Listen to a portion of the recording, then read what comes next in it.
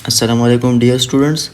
आज हम डिस्कस करेंगे टेस्ट नंबर 2 का इंग्लिश पोर्शन। ठीक है, उसमें हमारे पास सबसे पहला जो एमसीक्यू था, तो उसमें हमने करेक्ट सेंटेंस को आइडेंटिफाई करना था।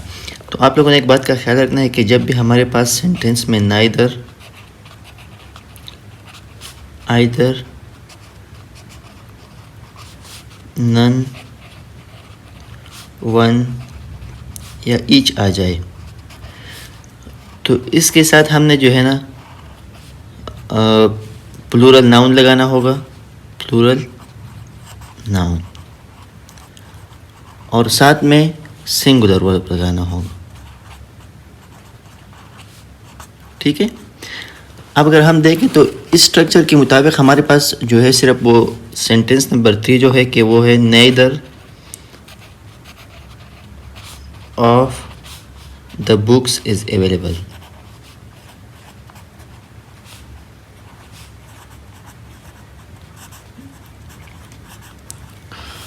अगर हम देखें तो हमारे पास सिर्फ एक ये सेंटेंस है जो कि मेरे ख्याल से सी नंबर ऑप्शन है, कि इसमें हमारे पास प्लूरल नाउन है और सिंगुलर वर्ब है। तो हमारे पास जो करेक्ट ऑप्शन है वो ये है। ठीक है, अब आते हैं एमसीक्यू नंबर 2 की तरफ। एमसीक्यू नंबर 2 हमारे पास है the bouquet of roses dash. तो जब भी सेंटेंस में हमारे पास दो नाउन्स आ जाए, टू नाउन्स, और उसको जॉइन किया हो किसी प्रीपोजिशन ने,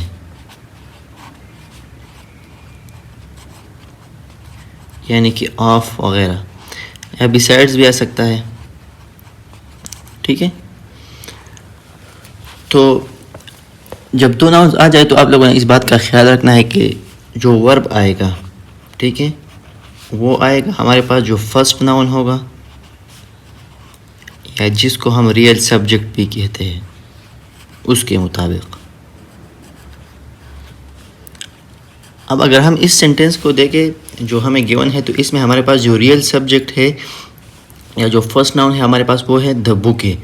तो बुके जो है हमारे पास वो सिंगुलर वर्ब है, सिंगुलर नाउन है, सॉरी। तो इसके साथ जो वर्ब आएगा वो भी क्या होगा, सिंगुलर होगा, और इसका जो राइट ऑप्शन है वो है इज। ठीक है, हमारे पास जो है सेंटेंस नंबर 3 नंबर जो एमसीक्यू है वो रिलेटेड है ट्रांजिटिव एंड ट्रांजिटिव वर्ब के साथ। तो हमारे पास 3 किस्म के अल्फाज है, एक है ट्रांजिटिव, एक है इंट्रांजिटिव, और तीसरा है Aamby transitive.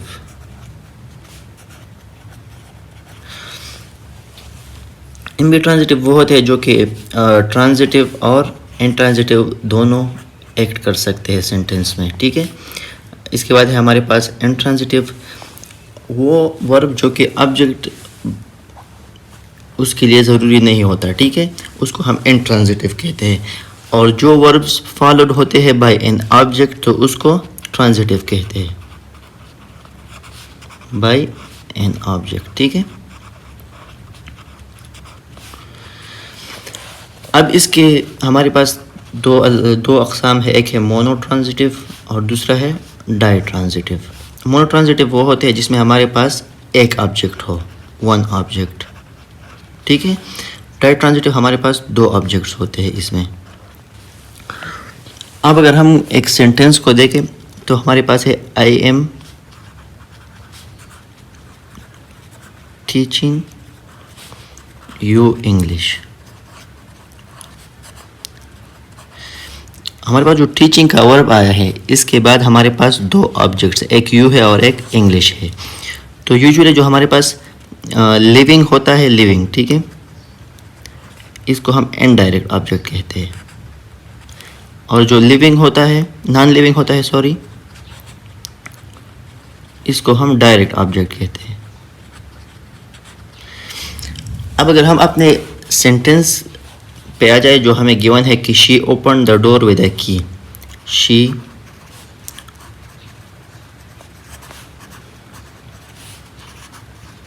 The door with a की।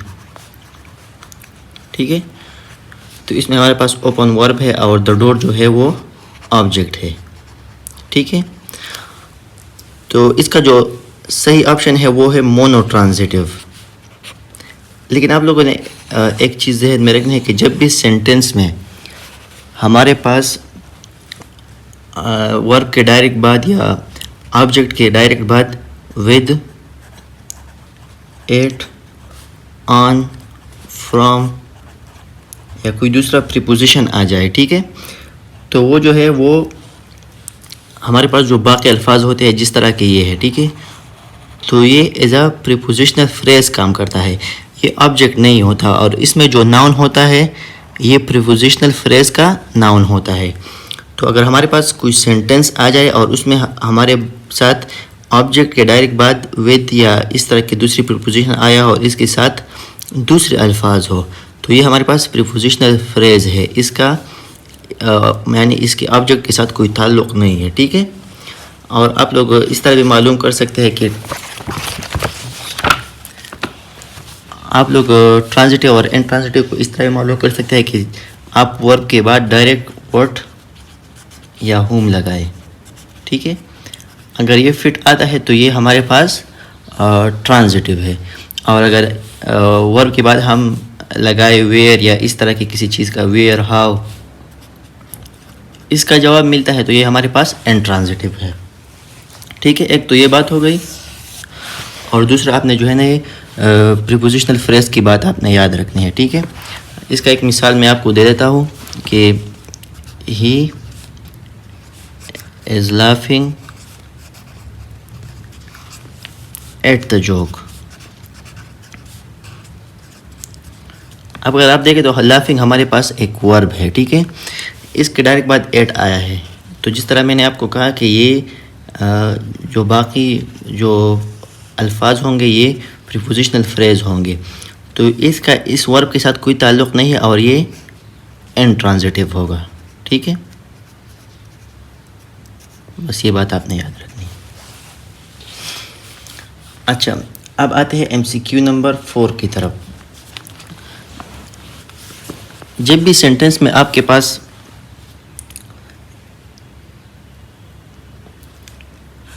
एनी, नन,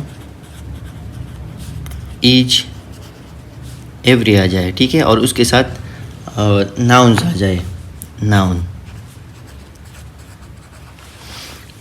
जब भी ये अल्फाज हो तो उसके साथ हम सिंगुलर वर्ब लगाएंगे, ठीक है, सिंगुलर वर्ब। अब अगर हम गिवन ऑप्शंस को देखें तो हमारे पास जो है ना वो सिंगुलर वर्ब जो है वो सिर्फ डज है, बाकी हम देखें तो वर वगैरह है, ठीक है। और इसके साथ दूसरा जो ऑप्शन आएगा तो इसका ताल्लुक टेंस के साथ है कि जब एक पार्ट प्रेजेंट में हो तो दूसरा भी प्रेजेंट में होगा, ठीक है। और हमारे पास गिवन ऑप्शन में डज और इज़ ये दोनों प्रेजेंट में, तो इसका जो राइट ऑप्शन होगा वो ये वाला है। अब आते हैं अपने MCQ नंबर 5 की तरफ। MCQ नंबर 5 में भी अगर आपके पास इन अकॉर्डेंस आ जाए सेंटेंस में, in accordance with, as well as आ जाए, along with आ जाए, तो आपका जो वर्ब होगा, ठीक है, वो फर्स्ट नाउन के साथ एग्री करेगा, ठीक है, वर्ब। यानी अगर हम सेंटेंस को देखें तो इसमें लिखा है कि she in accordance with the rules dash working hard, तो यहाँ पर जो हमारा फर्स्ट नाउन है वो है शी, तो इसके साथ जो वर्ब आएगा वो भी सिंगुलर होगा और सही ऑप्शन है इज़, ठीक है।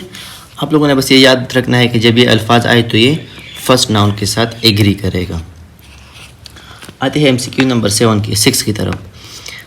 तो जब भी सेंटेंस में हमारे पास द मेजॉरिटी ऑफ आ जाए, द नंबर ऑफ आ जाए, द नंबर ऑफ, ठीक है, तो इसके साथ सिंगुलर वर्ब आएगा, सिंगुलर वर्ब आएगा। इसके बरक्स अगर हमारे पास सेंटेंस में मेजॉरिटी ऑफ आ जाए,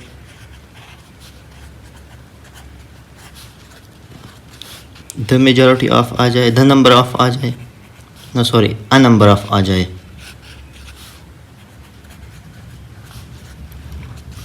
तो आपके पास जो वर्ब होगा वो प्लूरल होगा। अब अगर हम गिवन सेंटेंस को देखें तो हमारे पास जो गिवन है वो है द मेजॉरिटी ऑफ स्टूडेंट्स, तो इसमें जो राइट ऑप्शन होगा वो होगा वाज, ठीक है, क्योंकि इसके साथ सिंगुलर वर्ब आएगा। जब भी ये सेंटेंस में आ जाए तो आपने ये नहीं देखना कि इसके बाद जो है वो तो हमें प्लूरल नाउन दिया गया है या जो भी हो, बस जब ये आ जाए तो आपने सिंगुलर वर्ब लगाना है, ठीक है। अब आते हैं MCQ नंबर 7 की तरफ। इसमें है द चाइल्ड डैश ले डैश ऑन द बेड, ठीक है। तो हमारे पास दो किस्म के अल्फाज है, एक है लाई, ले, लेड, ठीक है, दूसरा है ले, लेड, लेड। इसको हम स्लीपिंग के लिए इंडिकेट करते हैं, यानी कि जो हॉरिजॉन्टली किसी चीज़ पर पड़ा हो, और दूसरा हम इस्तेमाल करते हैं पुट करने के लिए। तो अब तो हमें पता है कि चाइल्ड जो है वो हम किसी चीज़ में पुट तो नहीं कर सकते, या तो वो हॉरिजॉन्टली स्लीप ही करेगा, ठीक है। तो ये तो ऑप्शंस हमारे पास सेंटेंस में ठीक नहीं आएंगे, इसको तो हम एलिमिनेट करेंगे। अब हमारे पास दो अल्फाज बचते हैं, ये दोनों। अच्छा, लाई हम क्यों इस्तेमाल नहीं करते, क्योंकि द चाइल्ड जो है वो हमारे पास द चाइल्ड हमारे पास सिंगुलर है, ठीक है। तो इसके साथ जब लाई आएगा तो इसके साथ एस इस्तेमाल होगा, लाइज होगा, क्योंकि सिंगुलर है तो यहाँ पर तो एस नहीं ऑप्शंस में, तो ये भी हमारे पास क्या है, गलत है। इसका जो राइट ऑप्शन है वो है द चाइल्ड ले, ठीक है, ये वाला जो ले। MCQ number 8। तो हमारे पास जब सेंटेंस में नॉट ओनली बट आल्सो आ जाए, या और नर वगैरह, ठीक है, जो हमारे पास जब वर्ब आएगा तो वो जो नियरर हमारे पास नाउन है। फॉर एग्जांपल अगर हम सेंटेंस में देखें तो not only the students but also the, not only the coach but also the players, तो इसमें हमारे पास दो नाउन्स है, एक है कोच और दूसरा है प्लेयर्स, ठीक है। तो वर्ब के जो नियरर होगा, नियरर नाउन, उसके मुताबिक वर्ब आएगा, ठीक है। तो इसमें अगर हम देखें तो हमारे पास जो नियरर वर्ब है, नियरर नाउन है सॉरी, तो वो प्लेयर्स है, और प्लेयर्स हमारे पास क्या है, प्लूरल है, ठीक है। तो इसमें जो राइट ऑप्शन आएगा वो होगा वर, ठीक है, या आर। अब आते हैं MCQ नंबर 9, और जो कि हमारा लास्ट MCQ है। जब भी सेंटेंस में हमारे पास कार्डिनल्स आ जाए, ठीक है, एक कार्डिनल्स होते हैं, एक ऑर्डिनल्स होते हैं, यानी 1 2 3, या इस तरह आ जाए 1 2 3, तो इसके साथ हम प्लूरल नाउन और सिंगुलर वर्ब का इस्तेमाल करेंगे, सिंगुलर वर्ब, ठीक है। इसके बरक्स अगर हमारे पास ऑर्डिनल्स आ जाए, यानी फर्स्ट सेकंड थर्ड वगैरह, ठीक है, तो इसके साथ हम प्लूरल नाउन और प्लूरल वर्ब का इस्तेमाल करेंगे, प्लूरल वर्ब, ठीक है। अब अगर हम देखें तो गिवन ऑप्शंस में हमारे पास एक है 3 डे, ठीक है, एक है 3 डेज, एक है हमारे पास 3 डे, ठीक है। तो जिस तरह कि हमने कहा कि इसके साथ प्लूरल नाउन और सिंगुलर वर्ब आएगा, लेकिन आप लोगों ने एक और बात का भी ख्याल रखना कि जब भी हमारे पास दो मतलब कार्डिनल और नाउन के दरमियान हाइफन आ जाए, ठीक है, तो इसके साथ हमने फिर ये जो डेज है फॉर एग्जांपल जो हमारे पास नाउन है तो हम इसको सिंगुलर लगाएंगे, ठीक है। नॉर्मली जब कार्डिनल्स आते हैं तो उसके साथ हम प्लूरल नाउन लगाते हैं, लेकिन जब दरमियान में हाइफन आ जाए तो फिर आपने नाउन जो है वो सिंगुलर लगाना है।